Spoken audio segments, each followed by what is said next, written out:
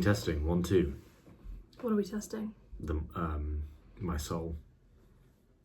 That was, I think, the most unfunny thing I think you've ever said. We're on episode 12 now. I'm running out of gags.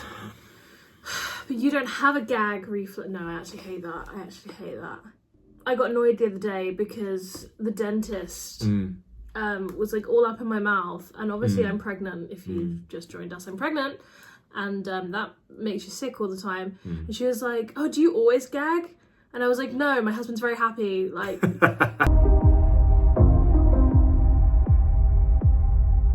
Hello and welcome to the next episode of Spider-Man-splaining. Spider-Man-splaining. That's the theme song.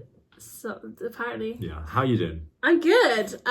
If you are joining us over on YouTube or TikTok, Josh is sporting kind of a Peter Parker-esque look. Is it? Yeah, he's ginger. And is he? I think so. He has brown hair. He has gingery brown. I'll take it. In the comics, and there is a comic series. I don't know what it is. I've seen pictures of it where he is ginger. Yeah. But I don't know. Can't remember the name of it. Crazy. Yeah. You're wearing red. I'm wearing red D&D top. And he wears glasses as well. Yep, and he has a mustache. And I feel like I just give the vibe of a Black Widow. You do, yeah. You're wearing a very Black Widow, Black Cat. Well, I was actually wearing this because I was going to do Pilates, and then I fell asleep on the sofa. Nice. And that's pregnancy. For those viewing on a video, I've got 4 Spider-Man Lego minifigures here. Which one would you like to hold up and show the people? This one's funky fresh. Okay. Oh, he's wearing a cape. He is. Show it to the people. This is Spider-Man 2099 from Into the Spider-Verse. Into the Spider-Verse. It's Miguel O'Hara. He's the Spider-Man of the year 2099. He's got this, what his winged eyeliner is like. Yeah, he's cool. He's a cool, funky, fresh one. Show it to the camera. I did. I just wanted everyone to see the wings. He is cool. Ooh. I have got Spider-Man. Peter Parker Spider-Man. Oh, you're much better than I am. Peter Parker Spider-Man from the PlayStation 2. Not PlayStation 2. The PS5. You're old. I am. The PS5 Spider-Man 2, which is the advanced suit 2.0. It's a very vibrant suit. Very vibrant. He's got the white spider on his chest. This is actually a custom minifigure. Is it? Yeah. You made it? Oh, no, I bought it. Oh, sick. I bought it. It's very good. Comic-Con. It's very cool. No, I bought it online. Ah. It's very cool. I like it a lot. Yeah. So over on our Instagram, we did some figure modelling. We did, yes. Is that what we'd call it? Figure posing. Figure posing. Figure posing with the Maximum Series Spider-Man. We did. And you nerds love this shit. You nerds eat this shit up. Yeah, we do. And yeah, this did quite well. It did. Yeah, it did. Mine were more... A lot of people compared mine to that of Deadpool, to which I responded, protect queer art. I see that. They're very Deadpool. But yeah, what was the result? So, in terms of who did it better, you had 43%. I had 57%. So just went out. Yeah. Look, I'm going to say this for anyone that's watched the video and is here. I'm not claiming to be a master action figure poser. I don't think that my action figures are posed particularly well. I think they're very cool. But thank you very much. But I have a tad more experience than you do, and that was the point of the... It was hard. It's harder than it looks. I very much struggled. Especially with the Marvel Legends are a stiff. Yeah. Oh, yeah. Them Marvel Legends. All right, guys. Am I right? So I've got a bit of PSA for the people. You know that... Please sit appropriately. Correct. At the end of the last episode, I said that after this episode, we'd start maybe jumping around a bit in the timeline because the issues start becoming a bit more villain of the week, a bit like less interesting storylines, less interesting villains. And that's not to take away from the art of the comic, just we'll be here for years and years and years if we do every single issue like we have been doing so far.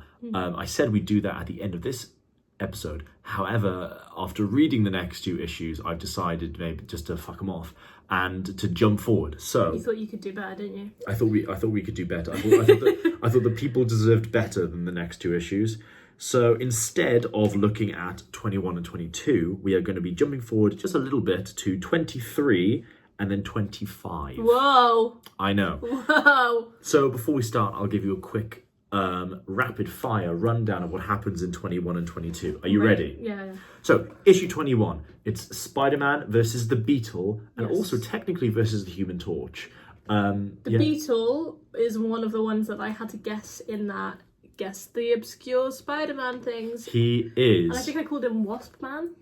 Yeah, he's a bit strange. He has these long sucker finger things. Oh no, I he hated him. He looks really strange. I hated that. Oh god, I'm so glad that I didn't have to we're see skipping it. over him. He's technically not a Spider-Man villain. He started off as a Human Torch villain. He's horrible. But the whole storyline takes place around the Human Torch's girlfriend not liking the Human Torch very much, and we've all been there. yeah, and Spider-Man.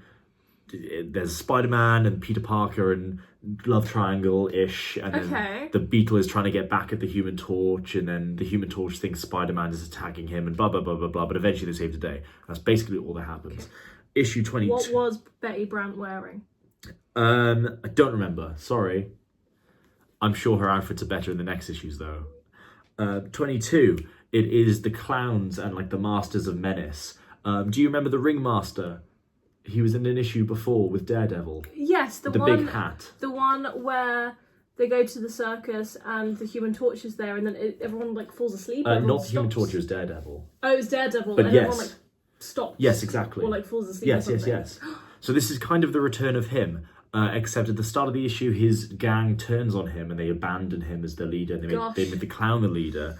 And he's got like this car, and they all like come out. Yeah, they pack into a really small car. Yeah.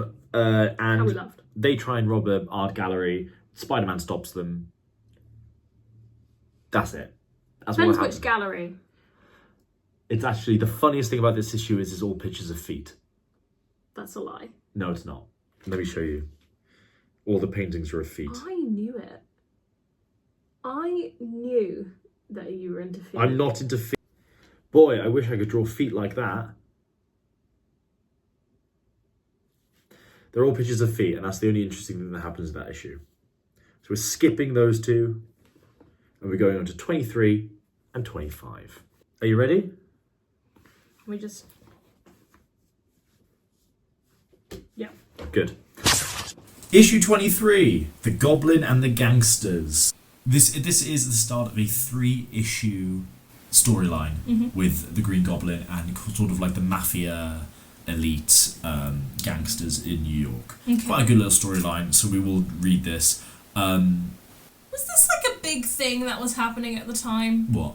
Like mafia? I mean, it's always been there in New York, but like, was this like a specific period where they were constantly a threat to society? No, not in the 60s. Then why were they always there? Because, as you may have kind of realised through the reading the storylines, fuck off Siri, that even though these are set in the 60s, Stanley kind of writes them like it's the 1920s. So you've got a lot of like zoot suit, like fedora wearing, like AC, like enemies. Yeah. And Spider-Man instantly, similarly to Batman, kind of starts off fighting like mafia-y sort of like gangsters, and then like develops into fighting supervillains. And that's kind of the idea. Spider-Man has a good mix of like gangster-themed villains. And then also like Fancy Dan, and he also later on will meet like Hammerhead, the Rose, Kingpin, Silvermane, like loads of like boss, I like thought crime Kingpin boss. was in Daredevil. Kingpin will not arrive for a very long time, but Kingpin was initially a Spider-Man villain. He debuted in Spider-Man, and he was a Spider-Man villain basically exclusively for quite a while, and then they gave him to Daredevil. He became a Daredevil villain. You know how like lots of villains sort of a crossover. What is it? It's a crossover episode? Like it's a crossover episode. villains like cross over between storylines. Like we've seen that already. Yeah. Kingpin does that. He crosses over. He becomes a Daredevil villain, and then he works just incredibly well with Daredevil. And when Frank Miller took over Daredevil, he made Daredevil a much more mafia, like real crime centered character, and Kingpin just really fit with that. And so the whole Kingpin Daredevil thing just like really ran with it. So if you ask like a modern fan, people would probably think that that like you said, like Kingpin is a Daredevil villain. That's what I thought. But That's why I said it. exactly, technically he's a Spider-Man villain. Wow. And if you watch the 90s Spider-Man cartoon, like the main villain of that is Kingpin. Is it? Yeah, he's in that loads. And so yeah, it's really interesting. I was more into the Batman TV show. It's a classic. Yeah, that's the animated one, isn't it? Yeah. It was very good. I was more into the Spider-Man animated show. Really? Obviously. Shocker. But they're both good. And Crypto the Super Dog. That's a good show. It was a really good show. So, the Goblin and the Gangsters. Don't waste a minute, you've got to see Spidey against Goblin and the Gangsters. So, we start off, as always, with a nice splash page of, like, the action. Colourful. Very, very colourful. Bloody Green Goblin's looking straight into the camera. I love the Green Goblin. I think he's my great. favourite villain. He's good, isn't he? Is he meant to look... Now, this is me immediately in my, like, queer politics brain. Okay. But a lot of villains, way back when... Yeah. I think I know what you're going to say. For a perfect example, him in the Powerpuff Girls. Yeah. Or even, like, the female baddies, the female presenting baddies in Disney films, like Ursula, would have sort of, like, lower voices and, like, come across as masculine presenting. That whole vibe, or the whole trope of... I suppose, like, not conforming to gender norms was seen as this is how you know this person is bad. And I love the Green Goblin's cunty little outfit. He does have a cunty little outfit. Like, that's a drag queen. Yeah. Look, I don't think that maybe that is intentional. Okay. As much as it may seem like it. Because that looks like an 80s jazzercise themed drag look. Look, Green Goblin has got the thighs of an angel, and he has little booty shorts on, but I don't think that it is meant to, like, instill a feeling of queerness. But that's so queer to me. I mean, look, I think it's one of those things that, like... I see that, I'm like, oh yeah, she's one of us. At the time, I think at the time, it was like, you know, he's a villain and he's a goblin and he's dressed like that and blah, blah, blah, blah, blah. Later on, it's like, that's really camp. And it's kind of been, you know? But I think at the time, that wasn't the point. I'm not saying that the Green Goblin was meant to be scary, but I think... No. But, like, we've spoken before about the politics of, like, what makes a villain, and... You know, in the last... Was it the last episode or the one before where I was talking about how if they were wearing green, it means that they're, like, sort of, like, last issue. Money hungry and yes, absolutely. Villainous. Yeah, and the purple being sort of a royal colour. Yeah, absolutely. And you'll find with Green Goblin, I think that has even more of a meaning. Yeah. When we discover his secret identity later on. Ooh. In terms of the money and the royalty. Can I just say, the people that started listening to us because of that one TikTok, like, they're probably just like, fuck the gays, love Spider-Man, let's listen to this podcast, and then we're just like, oh my god, Betty! Betty! Hi! Betty! Hi! I think also with the Green Goblin, especially in these early comics, which I don't know, maybe I'm wrong and it is intentional. He has very long eyelashes. Yeah, I was just thinking that. That is something that kind of doesn't. If you picked up a modern comic, he isn't necessarily drawn with long eyelashes now. That's so maybe thick. it is. Maybe it is a thing because obviously he's wearing like pink and purple. I'm gonna Google this and stuff like that. I think it's a very good theory. Yeah. I want to research this actually. I think it's an interesting thing to look into. But yeah, the Green Goblin. I think the colour theory stuff we talked about before see the last episode for that is very interesting, especially when you see Spider-Man and the Green Goblin next to each other. Yeah. Absolutely. So Let's start the issue. We kick off right in the action. Green Goblin is at the meeting of a load of crime lords. And all, you can see that they're all in like these suits. They're all sort of like the old guard of like criminals, and then you've got Green Goblin, who is like the costumed like villain, super villain. And the Spectacular Spider-Man TV show does a really good thing with this sort of like Green Goblin trying to become a crime lord. We pick up straight in the action. Obviously, the Green Goblin is trying to take over the underground crime world. Especially, like, the first line of dialogue is this random kind of mob boss saying, "You must be nuts, Goblin. I'm letting you or anyone else take over my gang. Now hit the road, mister, while you still can." Which is hilarious, the fact that the Green Goblin's probably just come in here and just commanded that they all listen to him. Obviously, they tell him to fuck off. They kind of underestimate him, and he doesn't kill them or anything like that, but he kind of embarrasses them. He shows off that he's much more powerful. Throws a pumpkin bomb, flies out the window, as you do. Yeah. The police then turn up because they see the Green Goblin fly out the window, and they're like, "Oh, don't worry, we weren't up to anything in here. We're just some guys. Don't worry about it." Meanwhile, the mob boss is like, I'll make sure I get the Green Goblin. And we see Green Goblin flying away. He's like, the Green Goblin, king of crime. I like that. This has a nice ring to it, and it'll happen sooner than anyone suspects. So we can see that, like, he's setting this plan in motion, as it were. I love already all of the shots of Green Goblin just staring straight into the camera. Obsessed. And basically addressing the audience. Breaking the fourth wall. We cut next day to Peter Parker. He's just woken up. He's washed his Spider-Man costume finally. Goodness. Must be absolutely stinking. Honking. And he goes downstairs to greet Aunt May. And the craziest thing is, Peter's in a new outfit. What do you mean? As in, this whole time he's been wearing like the blue jacket with the red tie and the literally dressing like yellow Spider-Man, jumper. Yeah. But now he's wearing kind of a black high collared open shirt and like a white jacket. He's finally actually changed clothes. Why? I don't think there's any particular reason. Well, he did a wash, I suppose. He did a wash. He's finally actually washed his clothes.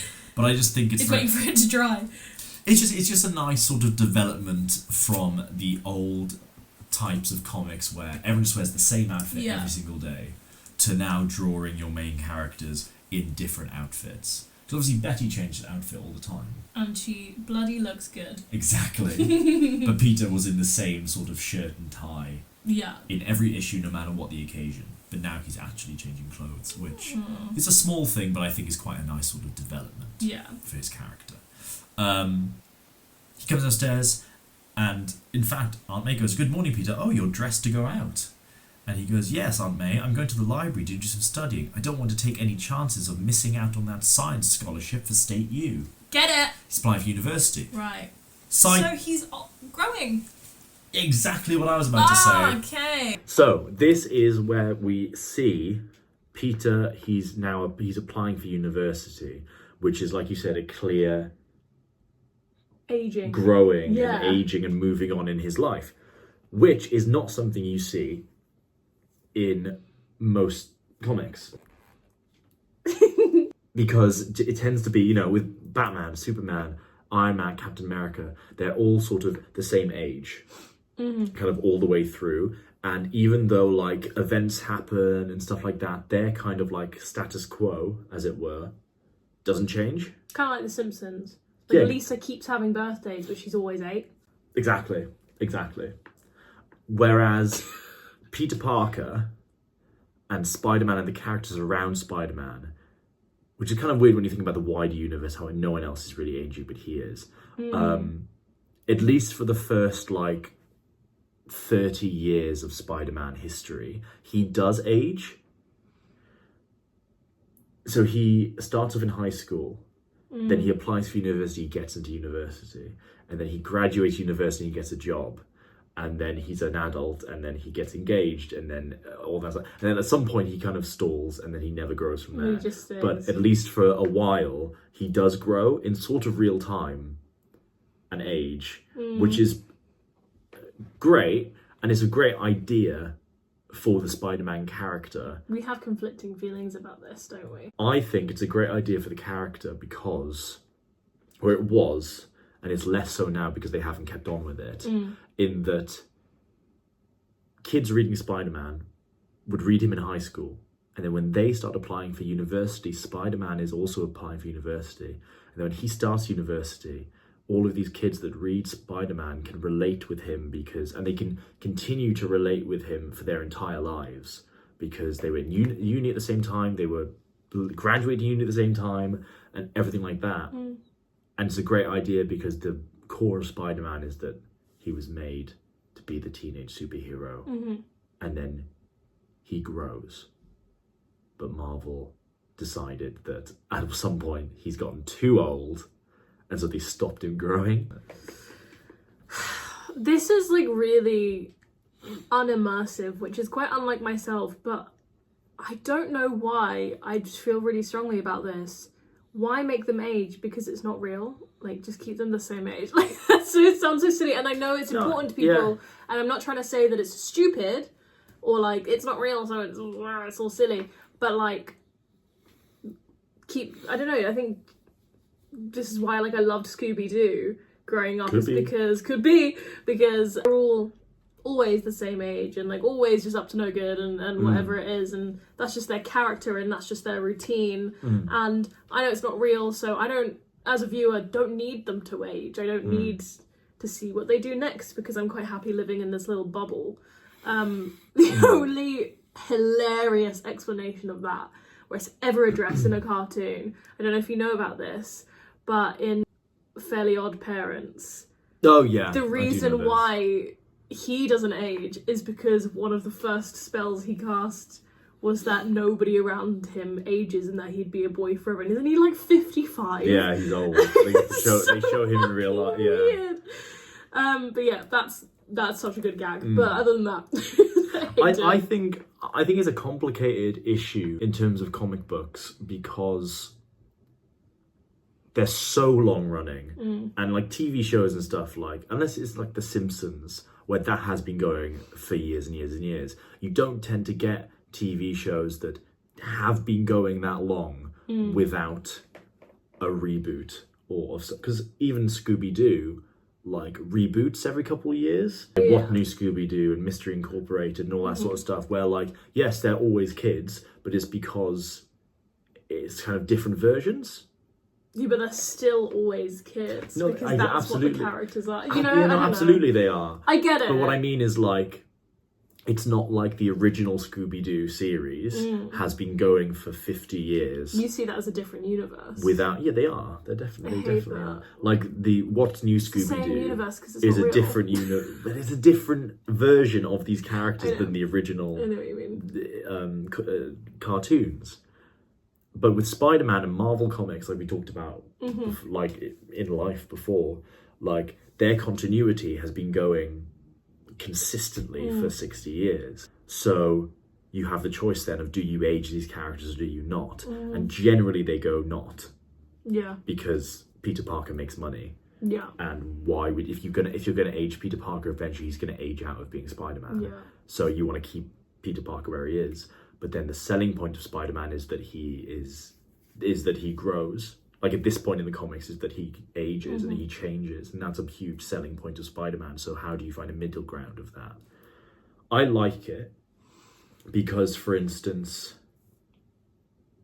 like now I've never seen Friends, so this may be a bad analogy, but I know that like Ross and Rachel are like a will they won't they? Yeah, aren't they? Yeah, at least for a bit. No, yeah, I'm saying yeah. So Ross and Rachel are like a will they, won't they?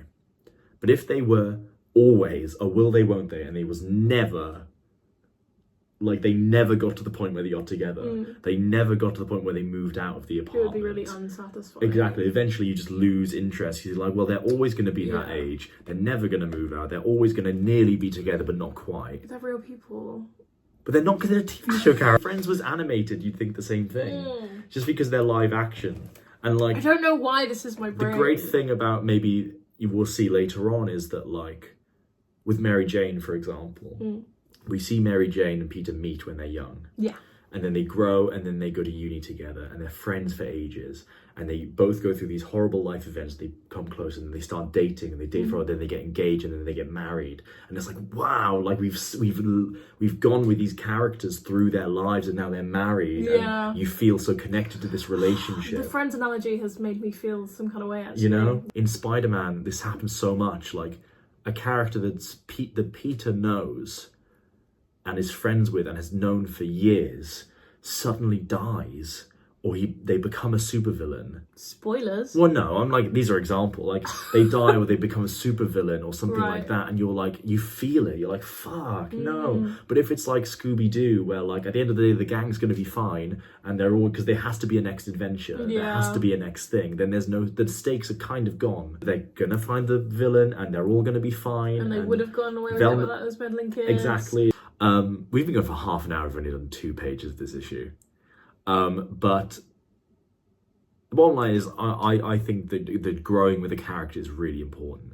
And that does present an issue when Peter Parker is technically 35. And it's like, great, that's maybe like that's like a good point to stop.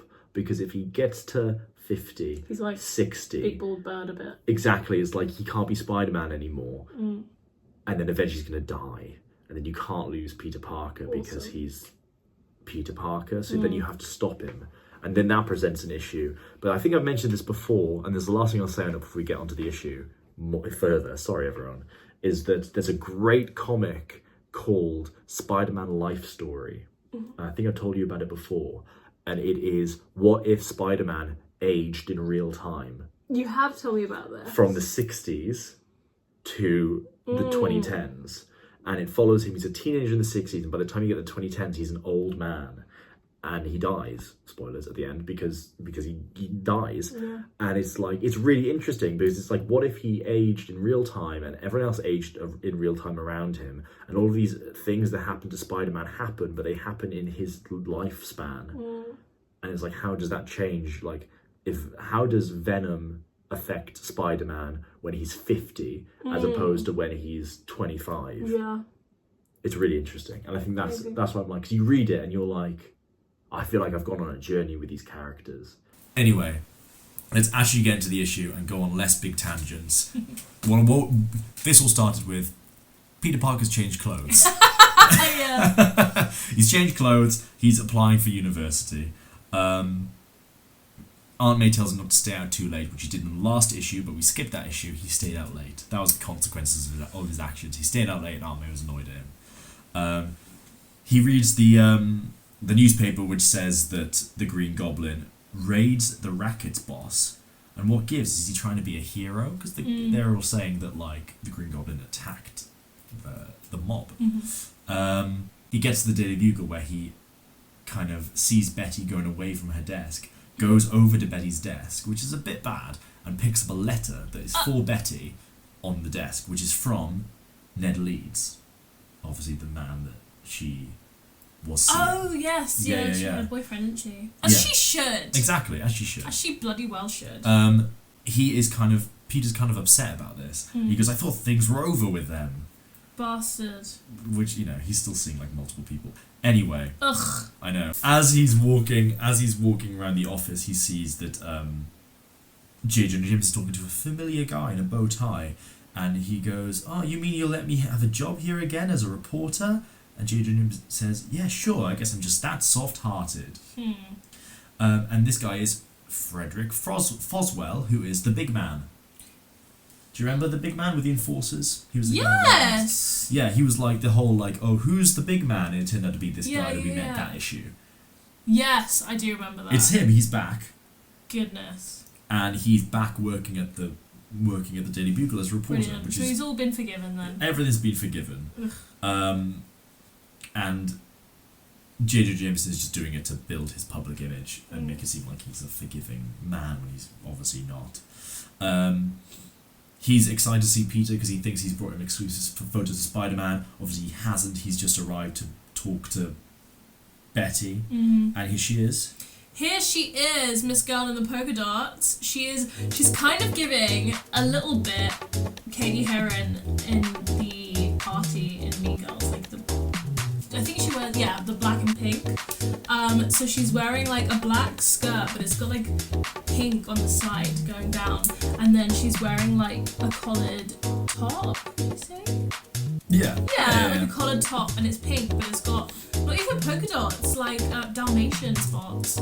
And then she's wearing a long sleeve red jumper over that, and her hair is in like kind of a blowout. Ish. Yeah, looks like she's got haircut. she's got a bob, like a short bob, but it's like in a blowout. And makeup's looking fire as usual. Thank you. Thank you. So Peter is quite cold with Betty because of this letter. Doesn't mention it though, obviously, because he doesn't want to show that he's been going through her desk. He walks off in a bit of a huff, and Betty goes, "Oh God, I forgot to tell him about Ned's letter." Well, it's too late now. I'll mention him some other time. Oh God. Which sort of seems like, well, it's nothing to worry about. Like if she's gonna bring it up, but obviously he doesn't know that. Ooh. He walks out and he sees Foswell talking to this shady-looking character. Oh my God! I told you they were a lesbian. I knew it. I knew that they were queer. Mother, goodness me. Sorry, there is. If you're listening over on Spotify, the Green Goblin is doing the thing with the fingers and the mouth and the tongue. Peter instantly thinks that Frederick Foswell. What? Frederick Foswell must be up to something. So he decides to follow him. But then he starts stripping off in an alleyway to turn into Spider-Man, and he realises, of course, he left his Spider-Man costume at home because it was in the wash. For one of those meddling kids. And so he goes home. Later in the day, the Green Goblin flies through the window of another racket. Yeah. And the guy says, "Here's a complete list of the dough he made from the joint he owns. If the Income Tax Bureau ever sees this, they'll jail him for it." God, isn't that exciting dialogue? Who's that about? The other mob leader. Oh right, okay, so it's just mob boss. Mob boss stuff. Stuff. And so the Goblin makes a plan to sort of extort the mob boss with this. Yeah. Interestingly, like his design looks a bit different here. His hat, usually we're just supposed to have a hat on his head, but this kind of looks like a hood that goes like below his ears, which I hate. It's kind of giving what the guy wears in Trapped. He looks really like the guy in Trapped. You know what I mean? Yes, absolutely. But like drag queen edition. Yeah. And I think it looks really strange. Yeah. Anyway, we then cut to a business executive club with lots of, old men and stuff like that. Jameson is there, and they're all talking about how J. Jonah Jameson let Foswell back working at the Bugle, and he's just like, I'm just such a good-hearted guy. And then a butler comes in and goes, "Oh, Jameson, there's one of your employees is here to see you." I would say as well, pay attention to all of the different people in this scene. Okay. As maybe not in this issue, but in a few issues' time, one of them may become incredibly important. Well, I'm not gonna lie, they all look like someone has drawn Jeffrey Epstein from memory. They do, yeah. Especially the guy in the back. This guy. Oh, this guy. Yeah. Oh, that's quite... he looks a bit like Joe Biden. Yeah, it's giving, like, rich old white guys It is. that are about to do some naughty things. Very much so. Yeah. Who's here to see J. Jonah Jameson? But it is Foswell. Mm-hmm. And he's got a complete list of Lucky Lobo's secret finances. Right. Which is the same sort of list that the Green Goblin was given.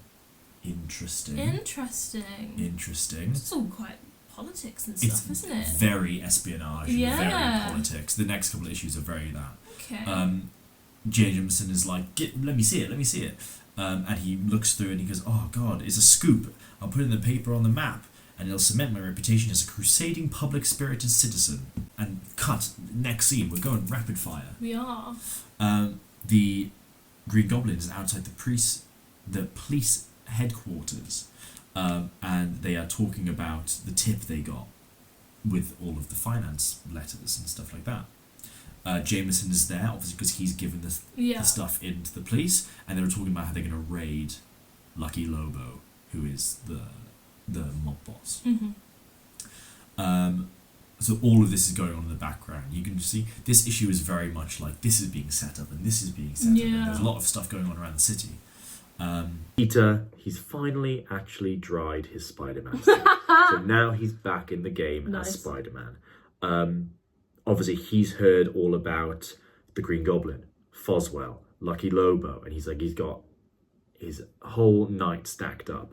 So off he goes because he's going to follow the police raid. A whole lot of man-arse happening. Whole lot of Spider-Man arse. I like the way Spider-Man's drawn in this issue. I think he's in some cool poses. He's kind of like poking out. He is, yeah. Yeah. Stealthy. Exactly. Thank you. As the police are running into the hideout, a little secret entrance opens and a car kind of rushes out, which Spider-Man spots. So he follows the car. Oh my god. Man-arse. Bro's caked up. Detailed man-arse. Very detailed man-arse. Oh yeah.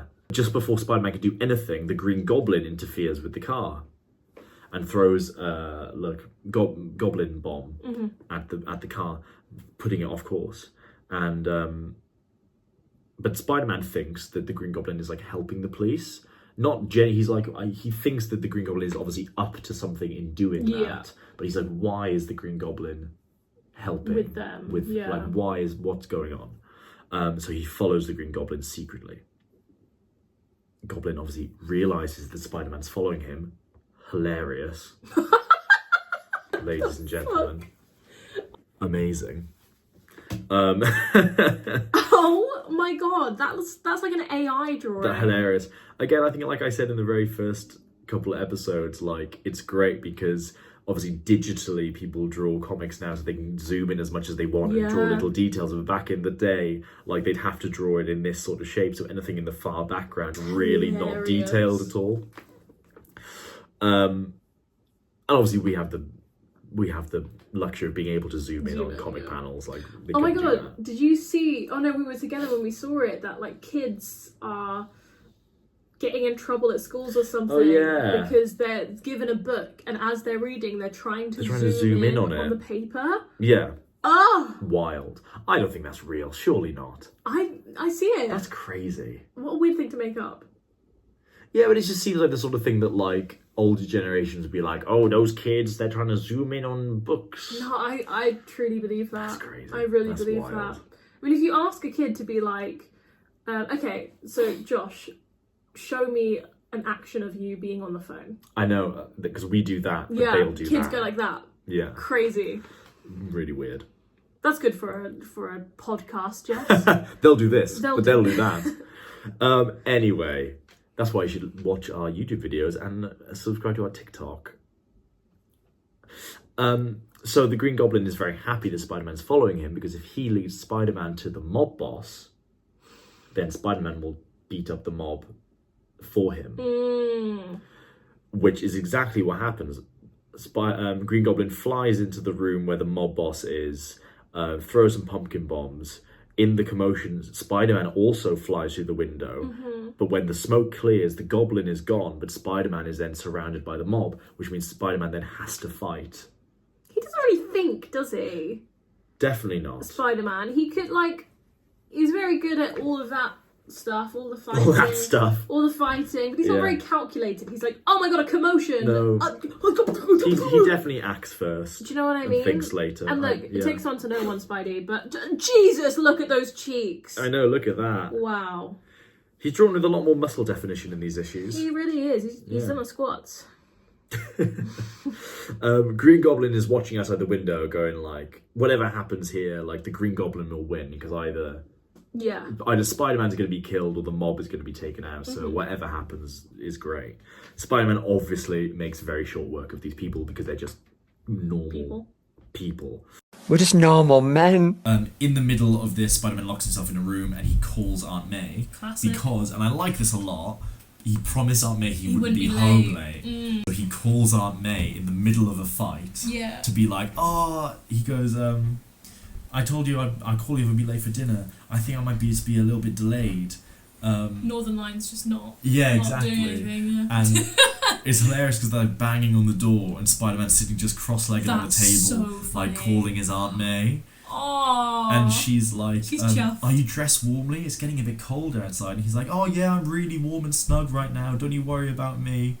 And he goes, hang on, someone else has got to use the phone. And he like hangs up. He's like, I hope he gets enough exercise, Aunt May says. That's so And he goes funny. straight back to the fight. Has she seen him? I know. I hope he gets enough exercise. I don't want him getting fat, and he's like ripped as fuck. I always think this. Everyone's like, oh god, he's so, like, Peter Parker's so small and scrawny. And I'm like, he is fucking ripped. Yeah, it's like the same with Clark Kent. Clark Like, Kent is different, though, this, to be fair. This is such a little nerd, and he's like. The thing with Clark Kent, Hench. though, side note again, The thing with Clark Kent, and it's a really great, it's in All-Star Superman. Frank quietly draws Superman in a great way, and I really like it, and I think this is how Superman should always be drawn, is that he's big, but he's not, like, shredded. I see. He's, like, farm boy big. Yeah. Where he's like really well fed and just like big muscle, but he's not like Batman, where like Got you. Batman is like peak physical strength, like 0% body fat, like that's how I imagine Batman. But Superman is just like big and like jolly, and you can imagine like he probably gives good hugs. Yeah, I see You that. know? I get that. I get that with the casting for the most recent film as well. And so the way Frank quietly draws him, and there's a great page at the back where it shows like his sketches, is that one of the reasons that people don't look at Clark Kent and go, you're fucking huge, is that when he's Superman, he's chest out, he's like posture. But when he's Clark Kent, he slouches and he like pushes his gut out. So not only is he shorter, but all of that stuff that looks like muscle when he's Superman looks like fat when he's crouched and he is stuff. cute. So he just looks like bumbly and like large, but clumsily large. But when he's Superman, it looks intentional. so Peter goes right back into the fight. All these Spider-S Does whatever a Spider-S does. The mob think they got him cornered because they're all there. They've got their guns, but then he throws a web net at them. Your guns are nothing to me. Exactly. Throws a web net Webs. at them. Lucky Lobo runs away, but Spider-Man webs his gun, so he's no match for him. I see. He's like, don't you know the reason I've been fighting the Goblin? And Spider-Man's like, well, the thing is, he's trying to help the police. And he's like, yeah, he is, but only because he wants to take over the mob.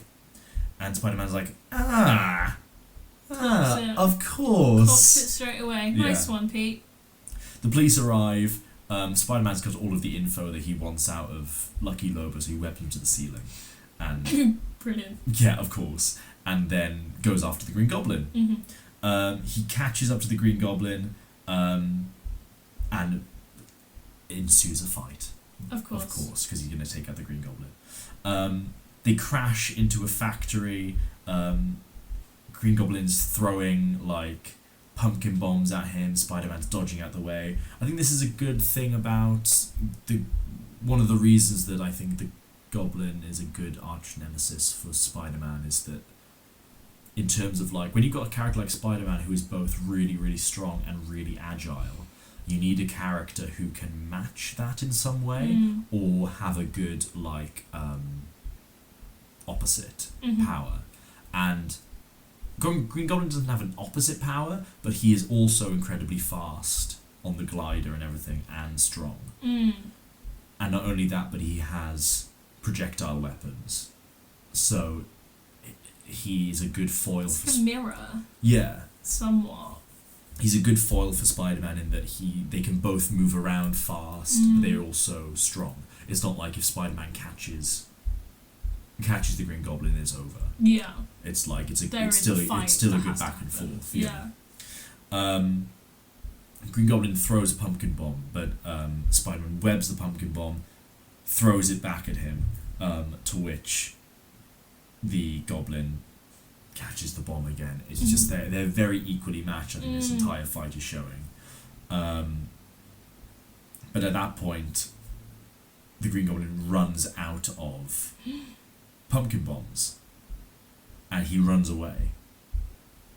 Interesting. So he has kind of like no real power. It's weird. I think maybe like at this point he doesn't. Later on, we'll find that he does have super strength, and he is like super durable. I think maybe the Green Goblin kind of goes through a few different iterations in terms of like his abilities. He is super strong, but I think that's not necessarily established right now. Yeah. So he throws, as soon as he runs out of pumpkin bombs, he goes, I can't fight him anymore, I'm leaving. Spider-Man, obviously being incredibly agile as he is, chases after the Goblin.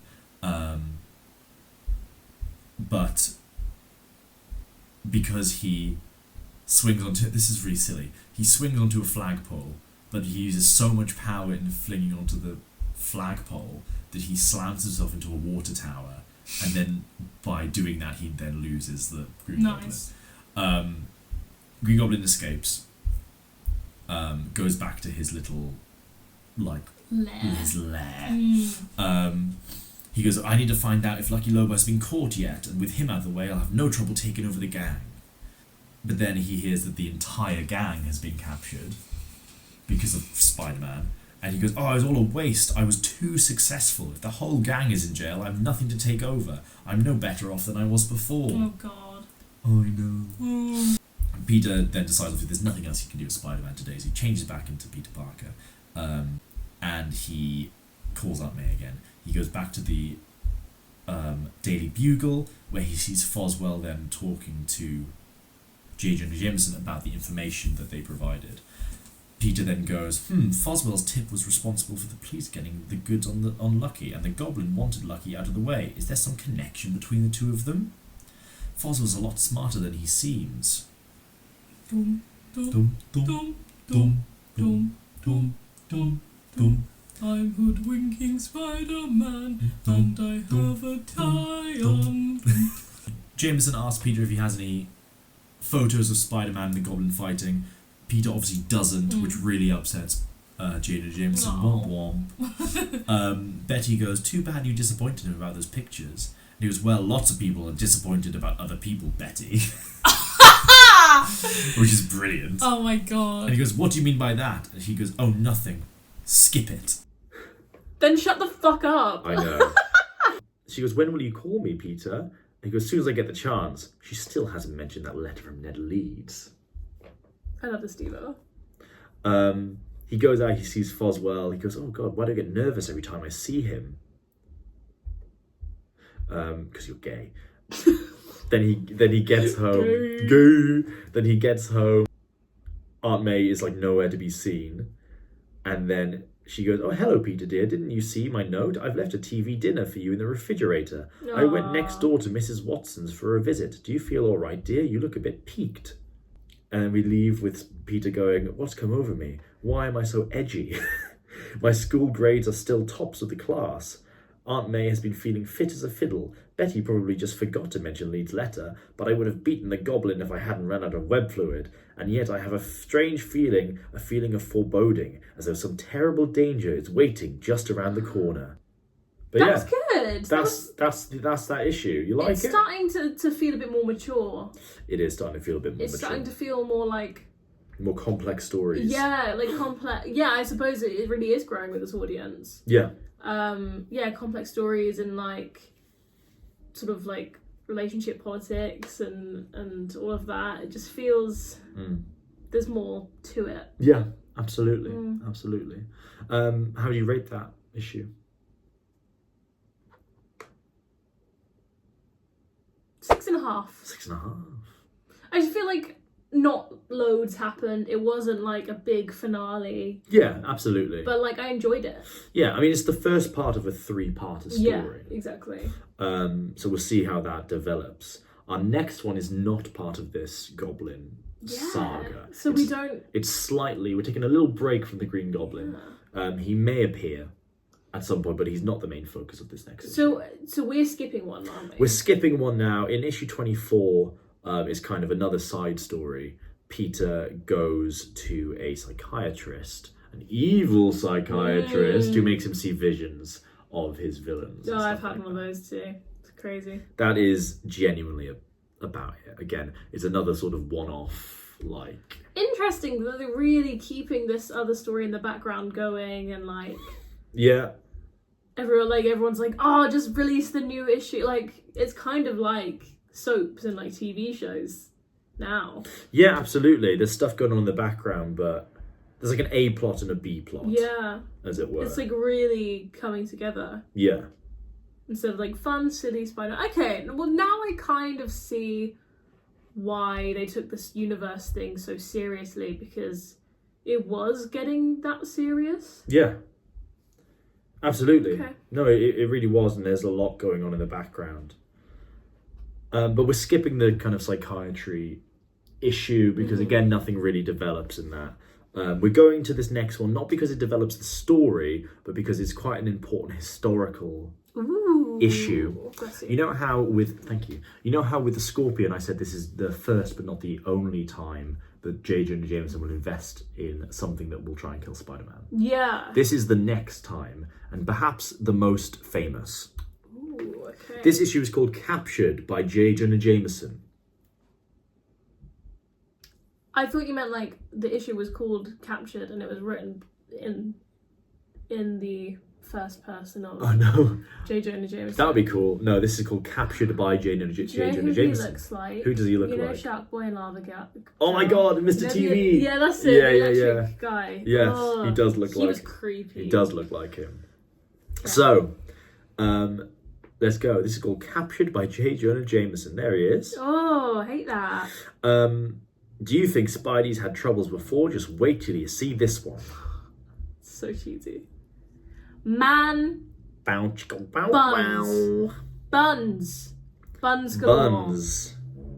Good for you, Spider-Man. So we kick off. It's the evening, and Peter is back in his normal everyday outfit, but he is leaving Liz Allen's house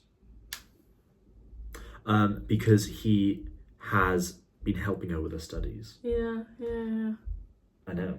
But he says, "Good night, Liz. I hope you dig those formulae now." And she I said, bet and she she went, loves "I know. it. I bet she fucking loves it," because she says, "I dig you even more, Petey." I know. Elizabeth, come on. Elizabeth. He goes, gotta retrieve my spider beam that I left on the ledge yesterday. No one's around to see me, and if no one's watching, there's no need for me to go to trouble of changing my costumes. He leaps onto the wall, and he's up on the roof, and he sees some people looking seedy. Seedy Walking looking around. people. He goes, those people got auto thieves written all over them. Sure. Racially profiling Yeah, I know. from Jesus. the roof. So he changes into Spider-Man. As he's changing into Spider-Man, he sees a cop. A blue man. A blue man from the Blue Man Group walking around the other corner. So he... Remember we saw them? The Blue Men Group? Yeah. No. They were outside like the Apple store we went to. Oh, fuck Oxford yeah! Street. No, they were... Yeah. The So Microsoft random. place. I do remember that. Oh, that's it. Yeah. So instead of changing into Spider-Man completely, he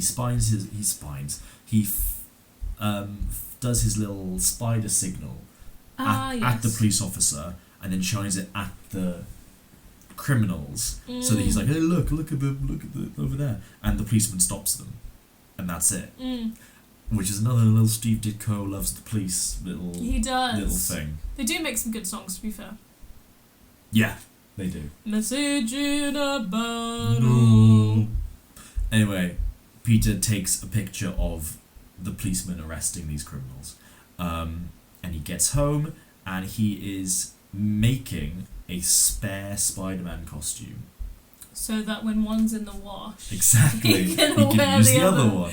He learned from his mistakes. That's good. Which is just one of those things, right, where just like they didn't need to show Spider-Man making a spare Spider-Man suit. Humanising But it's him. very humanising, and it Yeah. kind of is like, well, he has to wash his suit, so he has a spare suit, and it's just very sweet. That is cute. So then the next day, Peter is walking to the Daily Bugle, and he sees J. Jonah Jameson talking to one of his like club Penguin. Club Penguin friends. Yeah, the ginger guy that we saw in the last issue as well. I know, right?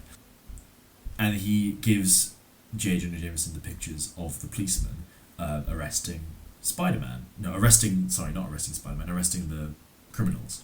And J. Jonah Jameson is first not happy with them because they're not of Spider-Man, so they're not going to sell papers. But then he goes, think how bad they make Spider-Man look. He was beaten by some crooks by one lone officer. But that wasn't Spider-Man. No, because he's like, he could do it where it's like, the policeman beat Spider-Man to arresting these. Oh. And then J. Jonah Jameson is chuffed with that. Okay. Betty is there, and she goes, Peter goes, oh, hi Betty, why the cold shoulder? Why the cold shoulder? Huh? Why the cold bloody shoulder, Peter? What do you think? Betty goes, you should know why, Peter. You've been selling too many pictures to J. Jonah. You're beginning to sound like him. Clock it. At which point, The weirdest looking man turns up. a man turns up. He goes, Mr. Jameson, my name is Smythe, and I'm an inventor. I bet it is. No one has Smythed like this Smythe. This is such a Smythe. What a Smythe. He goes, I've read your anti-Spider-Man editorials for months, so I know you hate him. That's why I'm here. I have something to guarantee to defeat Spider-Man. And he goes, just what I need, another crackpot. J.J. Jameson doesn't want anything to do with this mad scientist because of everything that happened with the Scorpion. Peter is just looking at this robot going, so this is going to defeat me, eh? I hope he didn't bet his rent money on it. That's funny. But he thinks, Peter's like, this is a great idea. Because this is a great. Because if he can get photos of Spider-Man fighting this stupid robot, then J.J. Jameson will buy it. So he then tries to convince J.J. Jameson to invest in the robot. So this time it's not JJ going, fuck Spider-Man, I'm gonna invest this secretly. This time it's Peter Parker has concocted. Well, that's it. I hope you guys enjoyed. Yeah, Peter Parker is thinking this is an easy way to make money for him. Mm-hmm. He's completely just really trying to talk J. Jonah into it. Meanwhile, Betty is like, don't, like... What the fuck? Don't try and hurt Spider-Man. What are you doing? He goes, if the robot should be able to wallop Spider-Man, you'll get all the credit. And if it doesn't, who's to know? And then he eventually convinces J. Jonah Jameson to invest in the Machine in the machine, right? So he goes, all right, I'll hear your demonstration, Smythe. Smythe goes, I just need someone to hold this live spider in its glass cage, right? Is this gonna make me sad? No, I don't think so. Peter and then J. Jonah Jameson goes, oh well, let Parker do it. He can do it. And he goes, me? Smythe goes, don't worry, my boy, you won't be hurt. I just wish to show how my robot can sense a spider's presence anywhere. Oh, fuck. At which point, the machine lets out all these crazy tentacles and, like, wraps Peter in them and, like, starts squeezing him, right? And then Smythe goes, it should have grabbed the spider rather than Parker, but that isn't important. I can iron out a few little bugs here and there. But you can see how it automatically ensnares anything related to a spider. That's not relevant. That's not We don't need to think about that. Peter is then thinking, like, he's right, even my spider strength can't snap these strands. But, and while Peter is trying to get out of this robot, Smythe and J.J. Jameson are doing business. Like our good friend, Vincent Adultman. Doing business. He does do... Why are you doing it in the Bojack voice? I don't know. He does the... You know which one Vincent Adultman Yeah, he's the three kids in the trench coat. No. He's an adult... Babe, he does business. He does... Oh, you're so right. He is a grown-up who does business. there's a button on the back. Smythe presses it, at which point the robot releases its tentacles, and J. Jonah Jameson is absolutely convinced. He decides to invest in the robot. And we're not getting any suspicions. No, not yet. Not Alright. yet. Betty is fuming because she goes, "Well, Mr. Parker, I hope you're quite satisfied with yourself. You're even worse than Jameson. At least he thinks he has a reason to hate Spider-Man, but you haven't." Clock it. Clock it. She's really fuming because obviously Spider-Man saved her life and Aunt May's, and she feels like Peter is trying to kill Spider-Man. I love that there's a little ad in the bottom there. Oh yeah, as shown in Spider-Man Annual #1. It's giving, you mean like Universal Studios? You mean like at Universal Studios? Ching. So Peter's like, "Oh god, this is terrible. Like, the robot is really dangerous, and now Betty hates me. What the fuck am I doing?" Later that day, everyone is outside of the uni. Flash is trying to brag about how he recently helped Spider-Man take out the crazy psychiatrist. Oh, okay. At which point, like, everyone is like swooning over him, and they're very, everyone believes him. Mm-hmm. At that point, Pete turns up with Liz. Well, Liz is like following Peter. She also has no shoes on. Does she not? You're right, she does not. He doesn't have any shoes on. Obviously, Liz is kind of obsessed with Peter, to which Flash is like really upset and confused about that. Flash tries to like pull Peter away to like have. He's like, "Oh, come here, pal. Let's have a chat." And then he goes, "You creep! I warned you what would happen if you tried to two-time me with my girl. I'll be waiting for you after school today, and you better be there." It's so 20s. It's so 20s. So he like challenges Peter Parker to a fight, essentially, obviously not knowing that he's Spider-Man. Meanwhile, we kind of see that like Peter is feeling very jumpy and very like paranoid because he constantly thinks this robot is going to come after him. Oh god. We then cut to like Smythe, who's doing some tinkering on the robot, and the robot activates and kind of picks up Spider-Man's impulses. And J. Jonah Jameson is then on the controls, but it kind of puts his face on the robot. Because he's controlling it. Because he's controlling it. Right. So you've just got this like robot walking around with like Jameson's face like on it. Ew. Which is really fucking weird. And so he can just see everything that's going on, and the robot is like slowly walking towards Spider-Man. Nice. Which is obviously Peter. Peter's in school and he sees the robot across the road, like walking towards him, and like Michael Myers. That's so funny. So Peter like slips out the side door, changes into Spider-Man. Flash is obviously waiting for Peter to fight him, but then someone else sees Parker running away and thinks that like he's abandoning the fight, and everyone is like, "Oh, like we need to go and get him." Basically, gonna like mob fucking mob justice. That's like so Peter Parker, funny. so they all chase after him. So Peter's running down Oh the my road, God. looking for somewhere to change into Spider-Man, while meanwhile he's being chased by a fucking crowd of people who are then also being followed by the robot, all chasing Spider-Man. That's really.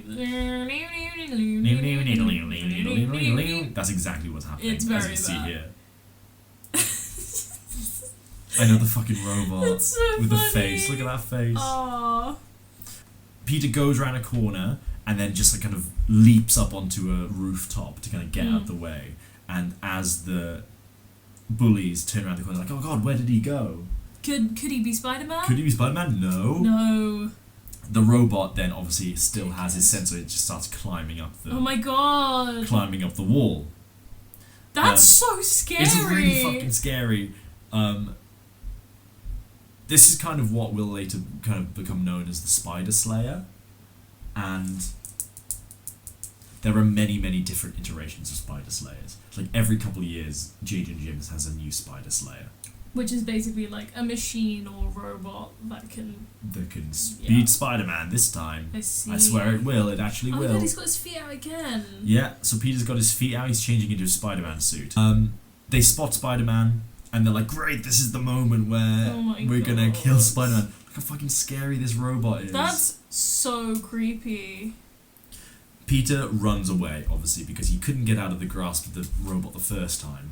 So he's still trying to like get out the way. Mm-hmm. All of the bullies and Liz are like on the street, like, where'd he go? Yeah. Spider-Man then like leaps over their heads, and they're like, oh god, it's Spider-Man. Obviously instantly they're like, oh, we love Spider-Man. The robot is following Spider-Man, quite scarily. Flash then changes his tune. He's not gonna chase Peter anymore.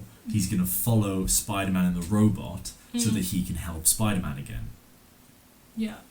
So he then starts following Spider-Man. They end up in like a street corner. Spider-Man tries to like web the robot first with like liquid webbing and then with like normal webbing, but it just does absolutely nothing. Like he grabs the web and like flings it off himself. Like the robot is pretty like immune to the webbing. So Peter's constantly trying to get away from the tentacles. I think that's a good kind of framing device for the fight. He's like an evil metal Mr. Tickle. That's exactly what he's like. It's a good kind of framing device for the fight because it's like if he gets captured by the tentacles, then he loses. So it's always got like a goal in mind for the fight. Right. Yeah. Jameson is obviously having an absolute power trip because Spider-Man's running away from him. That face is like, "Mwah, ah, ah, ah, ah, ah." That's exactly what he's saying. Yeah. Betty is watching this whole thing going down and feels like she's got to help Spider-Man in some way. So she tries to like sabotage him. She goes, "Oh, careful, Mr. Jameson, that dial is coming loose. Here, let me tighten it for you." She's so cute. This fucking diva. This whole time, Jameson is just taunting Spider-Man, being like, "Oh, you're getting tired. I can see you're getting tired." Your mum, sir. Your mum, sir. Betty is then just really trying to like, she's trying to help. She goes, "Oh, if I could just reach that electrical socket."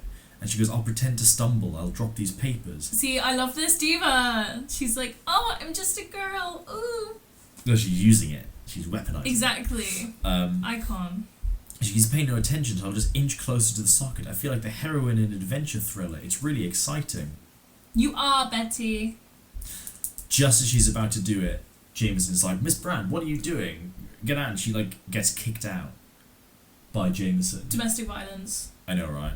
Electric chair. Immediately. Electric chair. So she is like, "Oh God, what am I gonna do?" And so she tries to phone Peter. And she goes, "This is all my fault. Oh, the line's busy. Spider-Man has helped Peter many times in the past. Now it's his turn to repay the favour. He talked JJ into this, so he's got to find a way to talk him out of it. Oh, the line's still busy. I've never even liked Spider-Man or any silly costumed adventurer, but I can't help feeling sorry for him." Oh, I love her. Yeah. She's great. She is great. "After all, it isn't fair for a man to have to fight a tireless robot. If only Peter can convince Jameson to, drat, still busy. Perhaps his aunt is on the phone. A woman can talk for hours. I'll go over and get her myself." Ditko. Was this Ditko or Stanley? Probably Ditko. Ditko. You were so close, babe. Had to slip in a bit of You were misogyny there so at the end. close. So close. Yeah. Flash is Ah. still trying to find Spider-Man and Peter. Liz then goes, "Flash, I'm ashamed of you. If you hurt poor Petey, I'll never talk to you again." Clock it. Flash then goes, "Oh, I'm not going to hurt him. I just want him to admit that he ran away because he's scared." Pussy. We cut then to Spider-Man. Spider-Man is just running away this whole time, but he is getting tired. He goes, "I've got to get some rest soon, but how? He won't let up for a second." And Jameson goes, "How do you like being on the run from you costume freak? How does it feel to be up against your superior, namely J. Jonah Jameson?" Betty gets a taxi all the way to Peter's house, which is exactly where Liz and Flash and all of the bullies have arrived. God. And they're obviously Flash and Liz and Betty are not, impressed with each other. Well, there's a picture it's showing is kind of like, I don't know if you've seen that picture of that video of Marilyn Monroe wearing like an orange dress, and I cannot for the life of me remember the name of the actress, the brunette actress, who's also, I'm pretty sure, wearing pink, and they're like walking down, and this is kind of what it's giving. I haven't seen that. It might be based on it. That's what I mean. It looks really similar to it. She goes, well, fancy meeting you here, Miss Allen. Do you always travel in a pack like that? And Liz goes, why no, Miss Brand, but sometimes it's hard to get rid of all my admirers, although I'm sure you don't have that problem. Wrong. Put some fucking shoes on! Put some shoes on, Liz. So they get to Aunt May's house, and she goes, oh, what a lovely surprise. Betty Brand and Liz Allen, do come in, my dears. Today seems to be my day for surprises. And they're like, wait, what do you mean by that? Is Peter here? No, dear. He's out, although I expect him back shortly. Won't you come in? So they go in. Aunt May goes, so funny. Now that you're here, I'd like to meet another charming young lady. She's the niece of Mrs. Watson, my next-door neighbour. And they're they're like, another girl? And Betty goes, more competition? That's so funny. And this is technically the first appearance of Mary Jane. The funny thing about this is her face is completely covered by a flower, and she's wearing like a headscarf. But that is telling us, the audience, that she is important. Yeah. Yeah. So she's completely covered, you don't see her. Oh my god, she's cunty! Yeah. I didn't, expect her to be as, Mary Jane is, yeah. Alright. No, I didn't she's Good very, she's stylish, she's a model. Is she? Yeah, she's like an actress or a model, depending, yeah. Yeah, she's proper, Marilyn Monroe vibes. I was not expecting that. And now she gets named Mary Jane. This is Betty Brandt, and this is Liz Allen. Girls, I'd like you to meet Mary Jane Watson. Oh my god, it's happening. And so she's completely covered, you don't see her face. But she has her first line of dialogue. Hello, girls! Which is hilarious because her first line of dialogue is often attributed to be the first time you see her face, which is later on, and she says... is that because of the movies? No, it's if you look up Mary Jane's first line or first appearance, you'll have the bit where you first see her face, where she says, face it, tiger, you just hit the jackpot, which is a very iconic line, and it's that's Mary Jane's first line, but technically it's actually that is her first line. This makes me really question the Kirsten Dunst. The Kirsten Dunst version is an incredibly inaccurate version of Mary Jane. Right, because that's the only one I know. Yeah. Yeah, well it is. Yeah. And I'm pretty sure I remember her being a bit of an insecure, sort of failing actress. It is... The thing with Mary Jane, the Kirsten Dunst version, is that it is kind of like Mary Jane, but also kind of not. It's like Mary Jane on paper. Is it like Mary Jane if she was a pick-me girl? A little bit. Yeah. The thing with Mary Jane is that in the film, she is literally Peter's next-door neighbour. They've been friends since they were kids, and she's a failing actress, but she's quite insecure, and she's very much like the girl next door. Mm.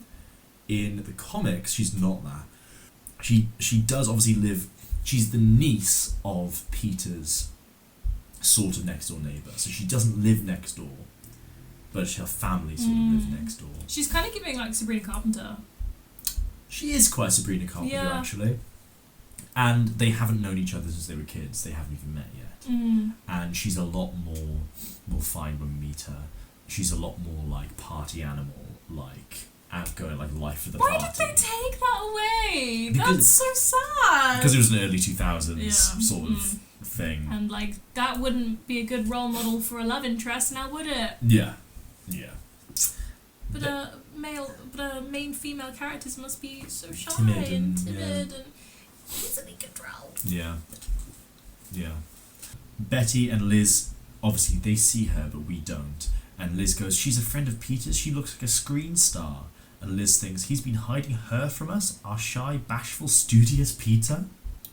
Obviously, Aunt May has no idea what's going on. She's like, now then, would you girls like a nice refreshing cup of tea? I love the Steve-O. And they're like, oh god, no, we've actually got to be going. Like, she is literally your mum. What, Aunt May? Yeah. They walk out of the house. Flash is like, well, was he in there? And Liz is like, no, he wasn't, and we're leaving. And That's funny. And Betty's like, yeah, I'm also leaving. That's and so so funny. They all leave, which is just ridiculous. And so all of Flash's friends leave, but Flash stays to wait for Peter when he gets back home. Because he's a fucking loser. Meanwhile, Peter is still running away from the Spider Slayer.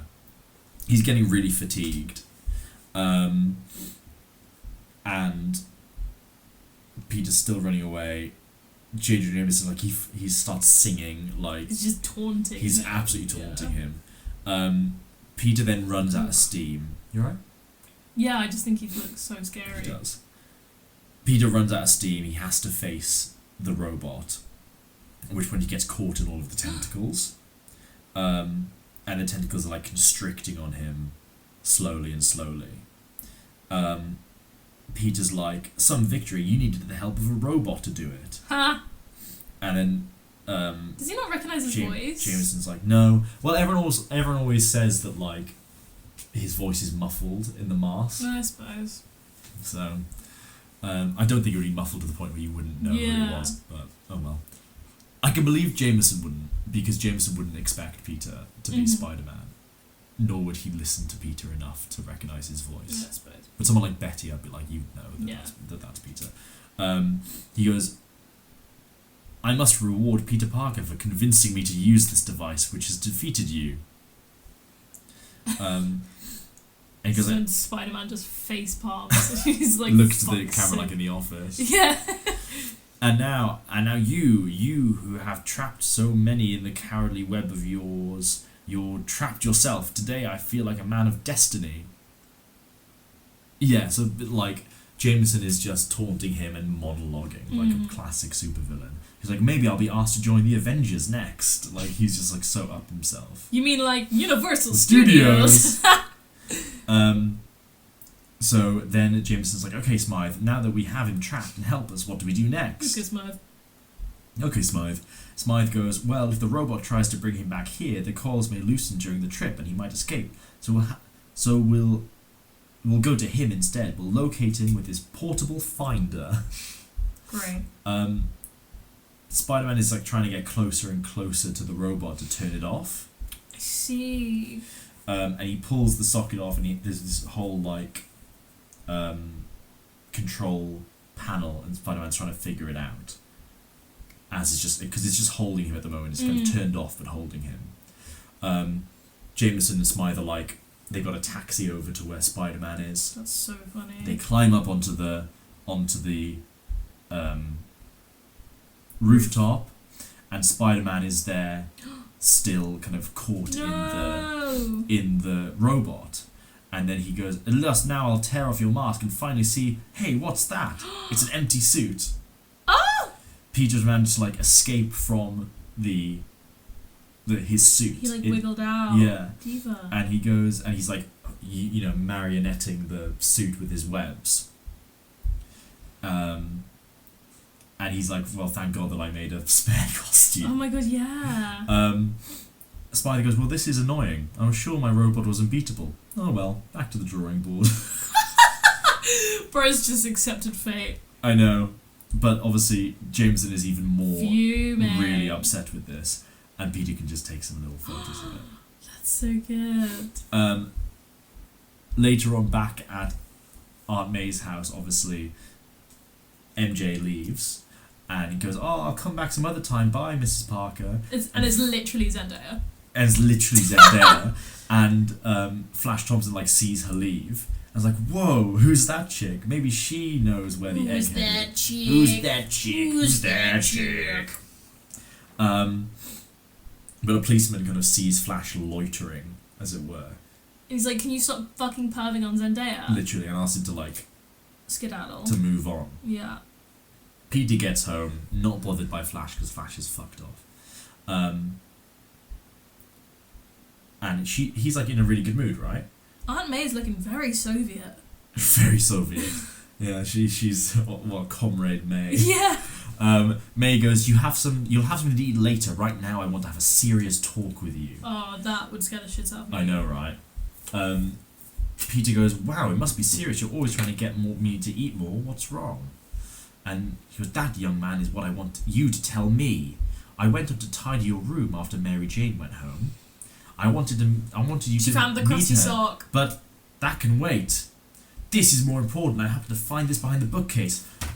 It's the Spider-Man suit. Oh, fuck! Oh, fuck. Peter goes, oh, it's just a disguise, Aunt May. I was going to use it to fool some people. Look, you can see it hasn't even been worn. It's brand new. I never even had it on because it's the spare suit. Aunt May, well, he goes, gosh, I can't believe you suspect me of being Spider-Man. Look under my coat sleeves, no costume. How would he even go out without it? And Aunt May goes, Peter Parker, you silly boy, of course you're not Spider-Man. Fuck me. Oh my god. And then Aunt May goes, but I don't want you wearing that silly costume to any parties. It might get you into trouble. So we'll just take it with me. And there's no cake for you in the kitchen. And there's a cake for you in the kitchen. Ah. So she has taken the spare Spider-Man suit, and now he is without Spider-Man suit. Completely. That's so funny. And he goes, I'm in the clear again, for now. All in all, things didn't work out too badly, except that I've become a superhero with no costume.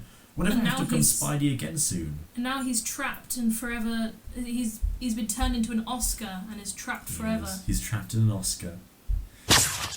So that's the end of the issue. That's the end of issue 25? Yeah. 25. Issue 25. I'll give that an 8.5. Hey, do you really like that Yeah, one? I did like that. Yeah? I liked that a lot. It's a good Fun. one. It's a good one. It's a classic. Yeah, As it I were. think I was just excited to see literal Zendaya. Literal Zendaya. That is Yeah. literally Zendaya's Literally first Zendaya. appearance. Yeah. We won't see her face for quite a while. Haram! We won't see her face until we change artist. Wow. Until Steve Ditko leaves the book. We Holy won't fuck. see Mary Jane's face. Wow. The next two issues are 26 and 27, which are part 2 and part 3 of the Green Goblin Gangster Saga, Great. which is going to be a lot of fun. We're going to wrap that up. Mm-hmm. After that, we're going to do a bit more jumping around. Okay. So this is we're going to give you an extra Read all about it. to be continued. The next issue is 26 and 27. After that, we'll be looking at 28 and then 31. We're skipping 29 and 30 because 29 is the Return of the Scorpion, which we don't really need to read. We'll skim through it. Fuck yeah. And then issue 30 is The Claws of the Cat, which Why are you looking at me is like not that? a good issue. Oh, is it not? Well, it's just kind of like a nothing issue, really. I love cats. Sorry. Maybe we'll have a look at that one. But 31 is an all-time classic Spider-Man issue. Okay. It's called If This Be My Destiny. It's a great issue. If this be my destiny. Exactly. But yes, next is 26 and 27. Part 2 and 3 of the Goblin Crime Saga. We'll plug our socials. So you can find us on Instagram for lots of fun reels. We've got our Instagram account is Spider-Man-splaining, and our TikTok is Spider-Man-splaining.uk. Yeah, we'll be posting more videos, more content on those. More polls, Soon. more reels. Thank you very much for joining me. Well, I live here now. We do. We It's live a new here place. now. And we'll see you in the next episode. Goodbye. Ah!